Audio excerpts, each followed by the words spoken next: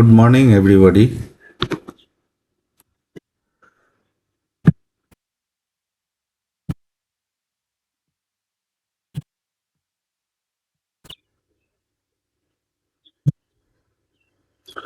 আজকে Nifty 25 point minus, Sensex 103 point minus, bank Nifty 49 point minus, তার মানে ফ্ল্যাট টু নেগেটিভ ওপেনিং।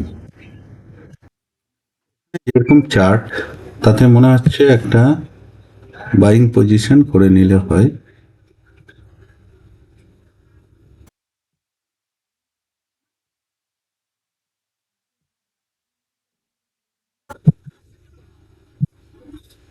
তো এখানে আমি একটা বাইং পজিশন করে নিলাম।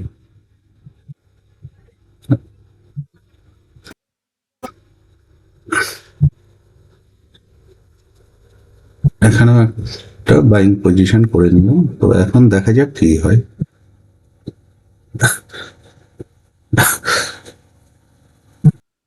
যাই হোক, আমরা এখানে প্রফিটে বেরিয়ে গেছি।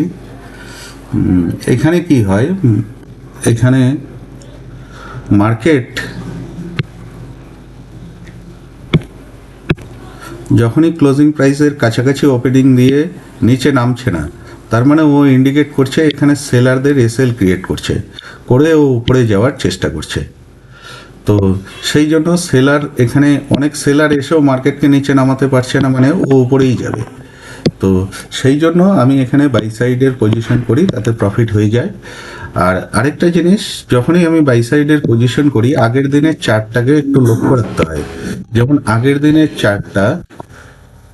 দিনের চার্টে কি হয়েছিল, এই যে বড় সেলিং হলো, তারপরে আবার সেলিং।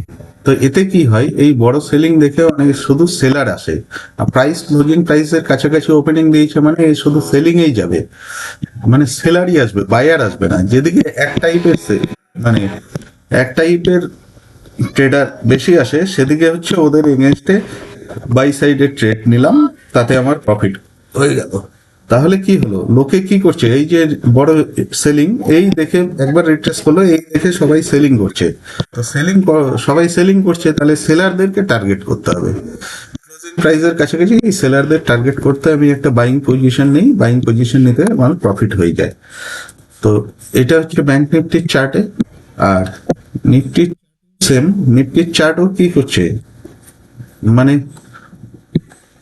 নিফটির চার্ট হচ্ছে প্রথমে একটু বেশি সেলিং এ গেছে, সেই জন্য কি হয়েছে, সবাই একতরফা সেলার আসছে। তো সেই সেলারদের টার্গেট করার জন্য আমি একটা বাই পজিশন নিয়েছি, তাতে এটা প্রফিট হয়ে গেছে। তো যাই হোক, আজকের জন্য এইটুকুই। ধন্যবাদ।